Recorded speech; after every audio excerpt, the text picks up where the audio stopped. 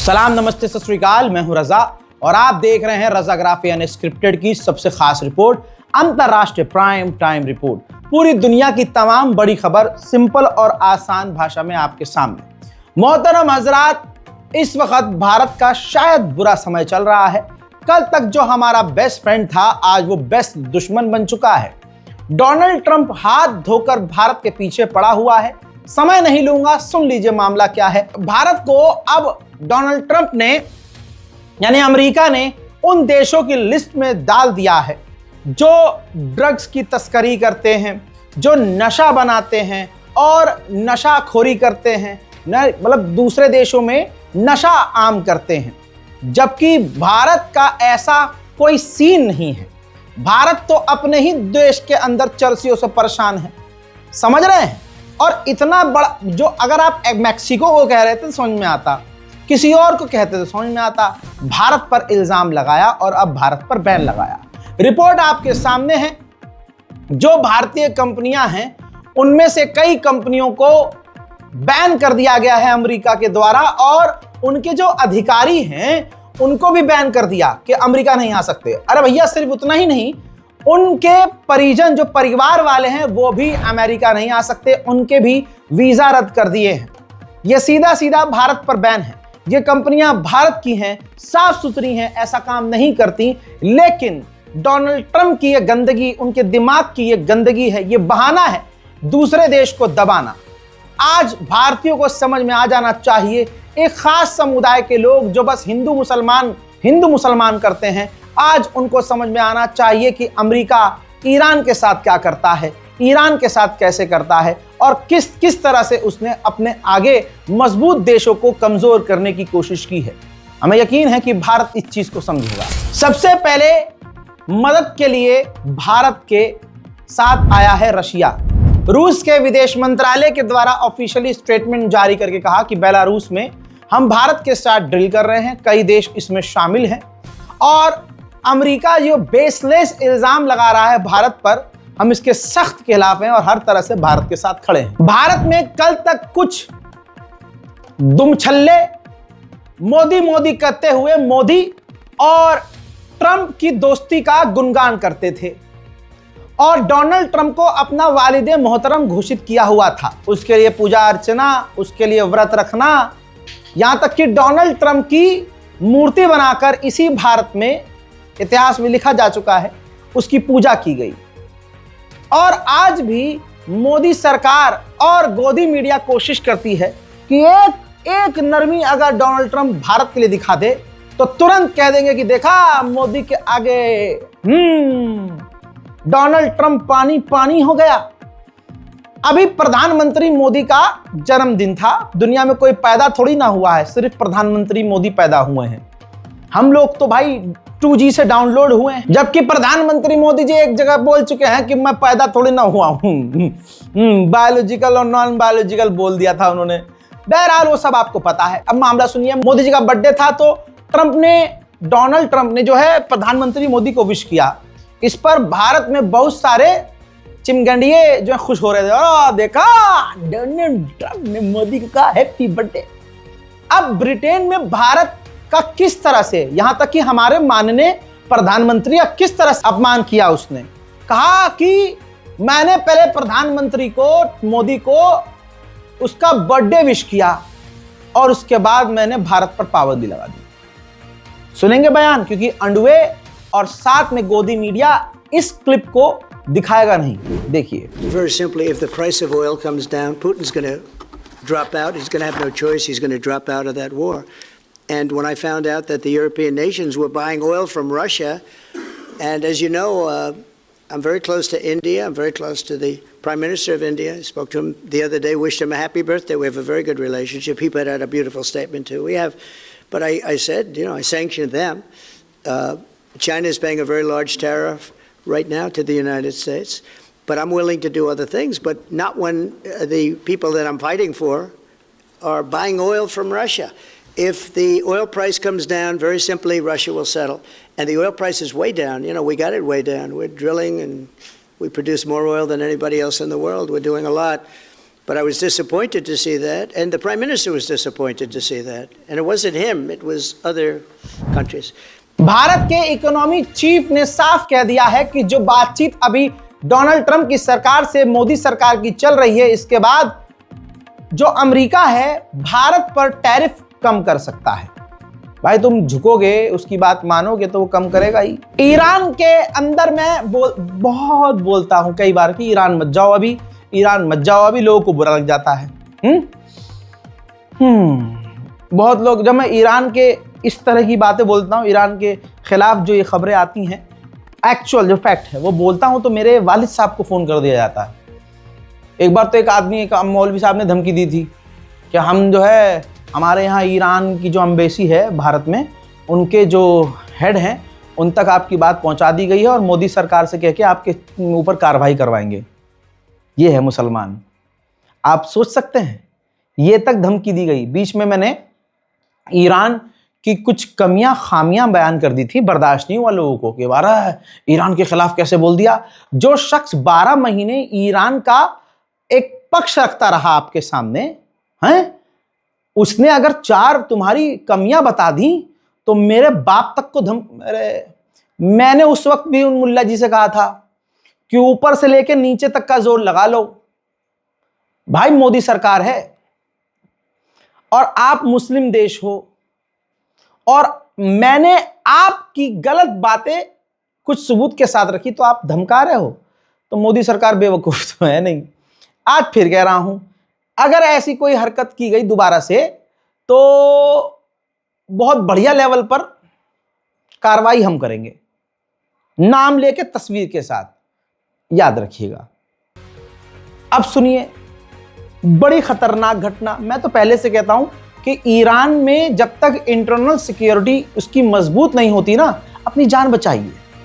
Iran खुद परेशान है, बिजली नहीं है, पानी नहीं है, भाई करेंसी इतनी डाउन है, दुनिया की सबसे बड़ी पाबंदियां ईरान पर लगी हुई हैं। वहां क्या विकास होगा? विकास नाम की कोई चीज ही नहीं है। लेकिन इन तमाम पाबंदियों के बाद ईरान ने जो डेवलपमेंट करके दिखाई है वो दाद देने का काबिल है। भाई दाद दे रहे हैं उसकी, लेकिन सिक्योरिटी क्या है आप समझिए। भारत में लोग परेशान हैं, विदेश जाने का सपना देखते हैं। एक अमृतसर का नौजवान, उसे ईरानी ग्रुप ने ईरान बुलाया ये कहते हुए कि भैया हम तुम्हें कहीं और, यानी यूके जो है अपने यहां से भेज देंगे। फ्रॉड हर जगह होता है, हर देश में होता है, देश की बात नहीं है। तो वो बेचारा अमृतसर का नौजवान वहां पहुंचा तो वहां उस ईरानी ग्रुप ने, एजेंट्स ने किडनैप कर लिया और उनके परिवार वालों से 50 लाख की डिमांड की। अब उस नौजवान का हाल क्या है नहीं पता, लेकिन इसका रिएक्शन भारत के गवर्नमेंट की तरफ से आ गया। भारतीय गवर्नमेंट ने अब जाकर भारतीयों के लिए एडवाइजरी जारी कर दी है कि ईरान न जाएं, और अगर आप ईरान में हैं तो सतर्क, सावधान और समझदारी से काम लीजिए, क्योंकि ये चीजें अब सामने आने लगी हैं। यानी कल तक जो मैं कह रहा था कि अभी फिलहाल ईरान ना जाएं, क्योंकि भाई जहां गरीबी होती है, जहां बेरोजगारी होती है, वहां ये सब होता है। तो अपनी अकल का इस्तेमाल करना चाहिए। नेपाल का एक अपडेट आया है। मैंने पहले ही कहा था कि नेपाल की आवाम का आर्मी ने साथ दिया, पुलिस ने नहीं। अब सुनिए क्या हुआ।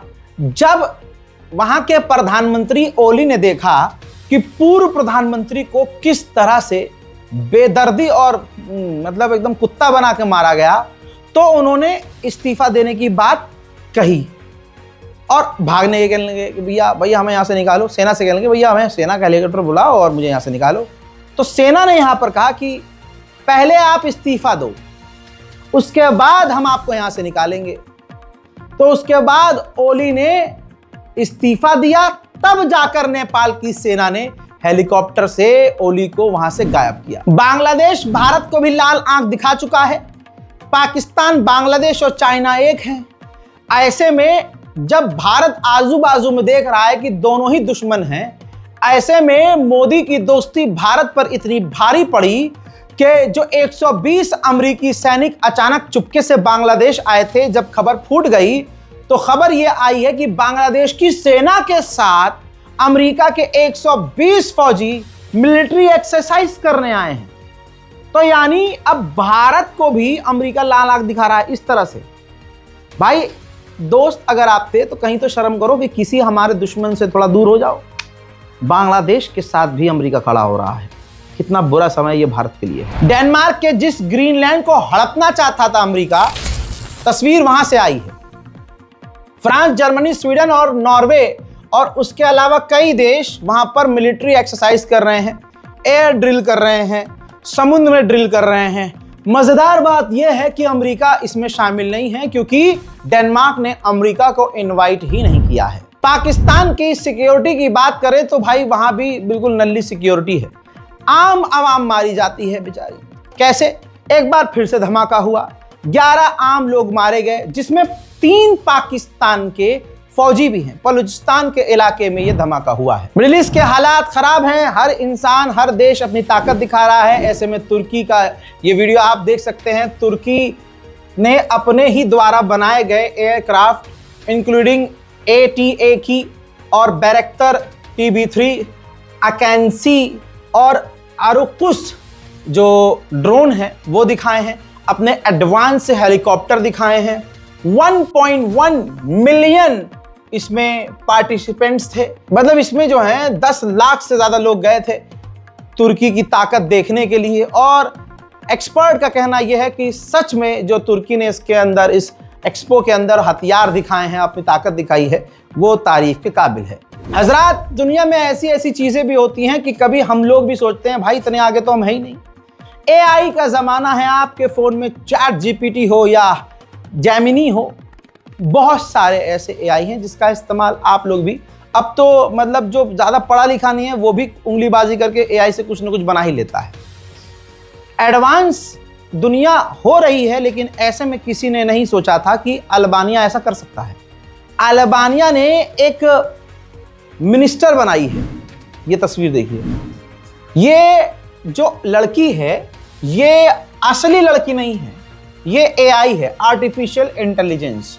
और इसी लड़की को अल्बानिया ने कह दिया है कि ये AI मिनिस्टर है। जी हाँ, ये औरत नहीं है असली में, ये कंप्यूटर जनरेटेड है और ये एक मिनिस्टर है अल्बानिया की। ये काम ये करेगी कि अल्बानिया में जो करप्शन है उसके खिलाफ ये मिनिस्टर बनाई गई है। अब ये काम कैसे करेगी, क्या करेगी, AI के जरिए क्या क्या करवाया जाएगा, AI को किस तरह से पीछे से कंट्रोल करने वाला कौन होगा, ये सब बात की बातें हैं। लेकिन देखिए दुनिया कितनी आगे बढ़ गई है। यहाँ हमारी अपनी खानदान की लड़ाइयाँ नहीं निमट रही, यहाँ मुसलमान का नहीं हो रहा, हम आपस में लड़े भिड़े जा रहे हैं भैया, और दुनिया कहाँ से कहाँ पहुँच गई है। कतर भाई जैसा भी हो, लेकिन ये मीडिएशन करवाता है और मुसीबतों का हल निकालता है। ये इस बात के लिए मैं कतर की दाद देना चाहूँगा। कतर ने मीडिएशन करवा के अफगानिस्तान की तालिबान सरकार ने 2 ब्रिटेन के कपल थे, मतलब आदमी और औरत, उनको जो है अफगानिस्तान की तालिबान सरकार ने डिटेन कर लिया था और सालों से कैद किया हुआ था। मीडिएशन करवा के, बातचीत करवा के कतर ने उनको आज़ाद करवा दिया, जिसके बाद ये कपल जो है ब्रिटेन पहुंच चुका है, जिनका स्वागत किया गया है। हजरात, तालिबान को कहीं हद तक कुछ लोग सपोर्ट करते हैं, भारत में भी और मुस्लिम देशों में भी। लेकिन अब तालिबान ऐसे ऐसे काम कर रहा है कि उसकी खौफनाक कट्टरवादी जो उसकी सोच है, वो चुभने वाली सोच अब दुनिया को परेशान कर रही है। ये इस्लाम कैसे हो सकता है, ये समझ से परे है। हजरात, बताना चाहूँगा कि अब तालिबान ने महिलाओं पर एक और हंटर चलाया और महिलाओं के द्वारा, लड़कियों, औरतों के द्वारा जो किताबें लिखी गई हैं बैन कर दी है।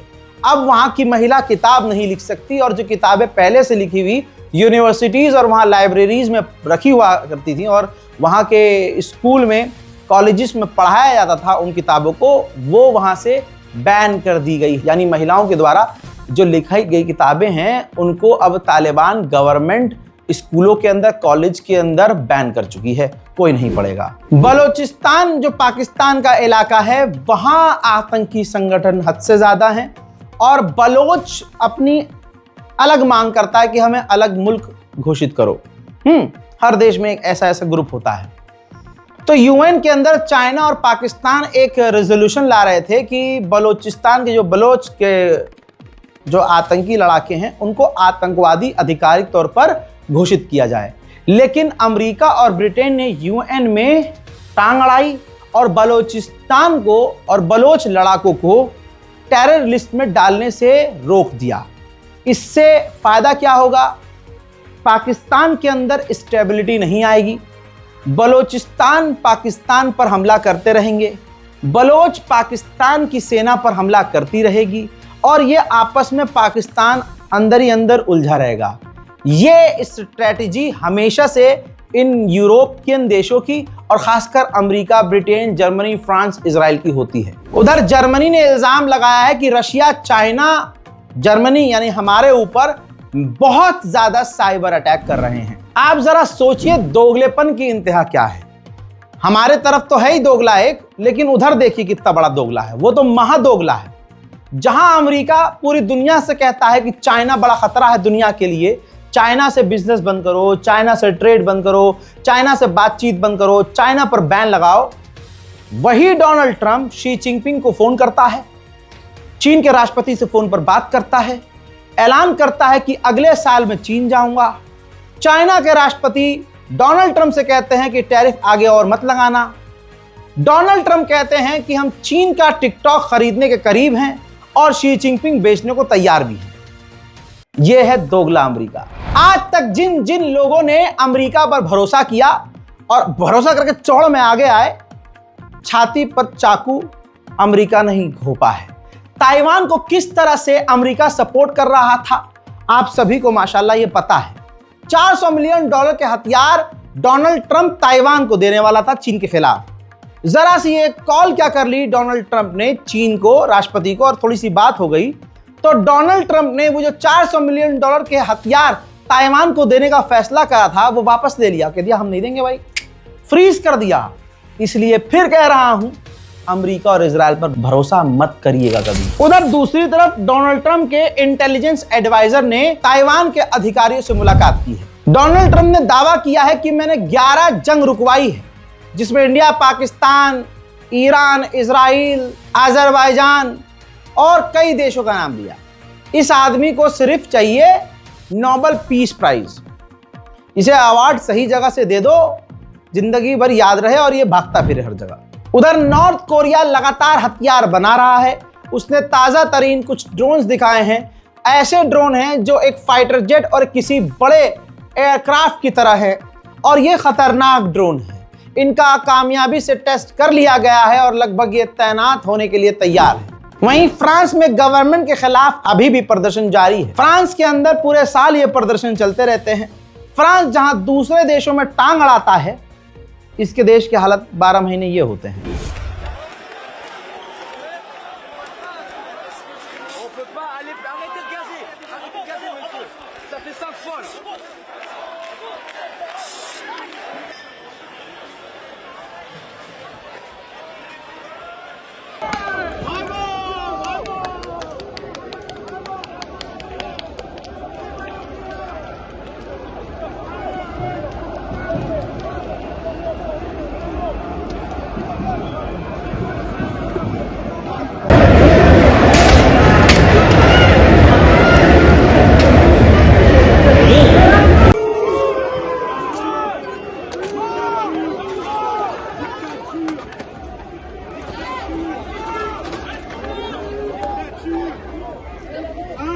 C'est le slogan qui vous dérange. Macron démission, ça vous gêne, hein?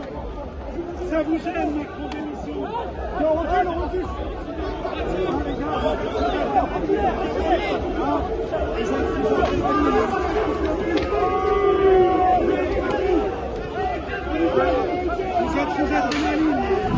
ताजा तरीन रिपोर्ट के जरिए पता चला है कि अमेरिका चाइना और रूस से ड्रोन वॉरफेयर को लेकर काफी पीछे रह गया है। ड्रोन टेक्नोलॉजी में यानी अमेरिका चीन और रूस से पीछे हो गया है। डोनाल्ड ट्रंप ने ब्रिटेन में दावा किया कि हम तैयारी कर रहे हैं कि अफगानिस्तान में जो हमारा बड़ा मिलिट्री बेस है उसे दोबारा से तालिबान से बात करके हासिल किया जाए। बल्कि यही नहीं, वहां पर एंटी टेररिस्ट जो हमारी फौज तैनात होती है, ऑपरेशन करती है आतंकवाद के खिलाफ, उन फौज को भी यानी अमेरिकी फौज को भी तालिबान के गवर्नमेंट के रहते हुए वहां पर मौजूद अपने बेस, अमेरिकी बेस पर तैनात किया जाए, फौजियों को उतारा जाए। अब देखना यह होगा कि तालिबान क्या कहता है। मन में आ रहा होगा मैं पहले ही बता देता हूं, तालिबान ने यह बात सुनते ही साफ इनकार कर दिया कि मुन्ना ई तो नहीं होगा। We're going to leave Afghanistan, but we're going to leave it with strength and dignity. And we're going to keep Bagram, the big air base, that one of the biggest air bases in the world. We gave it to them for nothing. We're trying to get it back, by the way. Okay, that could be a little breaking news. We're trying to get it back because they need things from us. We want that base back. But one of the reasons we want the base is, as you know, it's an hour away from where China makes its nuclear weapons. आइए अब Venezuela की तरफ चलते हैं। एक ही video में पूरी दुनिया का सफर करवाता हूं आपको, लेकिन फिर भी आपको हमारा चैनल सब्सक्राइब नहीं करना है, भाई करिए सब्सक्राइब। इतनी मेहनत के साथ आपको तमाम हम जानकारी देते हैं और फिर सारा दिन कहते रहते हैं भैया सब्सक्राइब कर लो। कितनी गलत बात है आपकी। मतलब अभी भी फर्क नहीं पड़ रहा, बस देख रहे हो स्क्रीन। अरे सब्सक्राइब करो भाई, रख दो, हाँ रखो, हाँ एक लुकमा थोड़ा बाद में डाल लेना मुंह के अंदर। सब्सक्राइब करो पहले। नहीं भाई ढीठ आदमी है, करोगे नहीं, पता है मुझे। देख लो स्क्रीन ही देखो तुम। खैर अब ये तस्वीर देखिए F-35 में, तस्वीर ध्यान से देखिएगा। F-35 में अमेरिका ने मिसाइल डाल दी है, यानी मिसाइल इंस्टॉल कर दी है और वेनेजुएला के करीब अपने इन फाइटर जेट को उड़ा रहा है। उधर वेनेजुएला भी डरने का काम नहीं कर रहा है, बल्कि वो सामना करने की तैयारी कर रहा है, बल्कि अब वो ड्रिल कर रहा है। आइए वेनेजुएला की ड्रिल देखते हैं।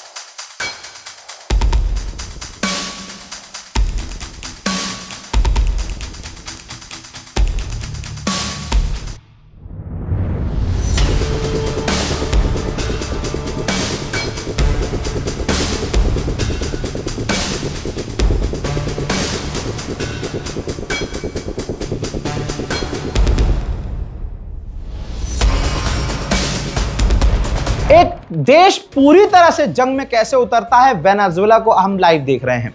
वेनेजुएला के राष्ट्रपति ने आदेश दिया है कि हमारे मुल्क में जो छोटे छोटे गांव भी हैं, देहात भी हैं, वहां पर हमारी सेना आम बच्चों और लोगों को भी, जो 18 साल से ऊपर 16 साल से ऊपर हैं, उनको भी हथियार चलाना सिखाए।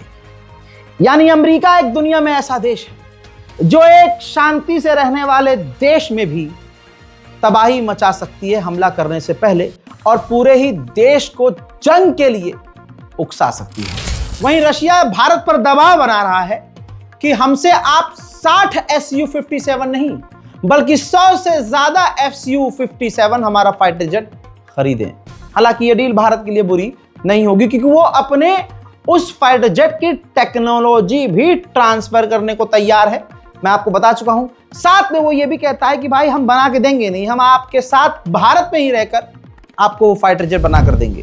पहली बार वीडियो आया है चाइना का J-20 top most advanced fighter jet. Closeup video है, आइए देखते हैं। ये है, जी हां, खूबसूरत और बेहतरीन दिखने वाला J-20 चीन का ये फाइटर जेट, जो अब तक का top most advanced fighter jet है। हालांकि चीन जो है 6th जनरेशन का फाइटर जेट बना भी चुका है और उड़ा भी रहा है। दुनिया की ये तमाम बड़ी खबर थी जो आपके लिए जरूरी थी, और एक भी खबर ऐसी नहीं थी जो आपको मतलब ऐसे लगे कि यार ये हमारे लिए जरूरी नहीं थी। तो यह मेहनत हम कर रहे हैं, आपकी दुआ चाहिए और आपका सब्सक्राइब चाहिए। सब्सक्राइब कीजिए और दूसरों से भी करवा। 2 फोन है इसके पास, लेकिन एक फोन में भी सब्सक्राइब करने को राजी नहीं है। यार भाई कर लो ना यार भाई, प्लीज। जय हिंद।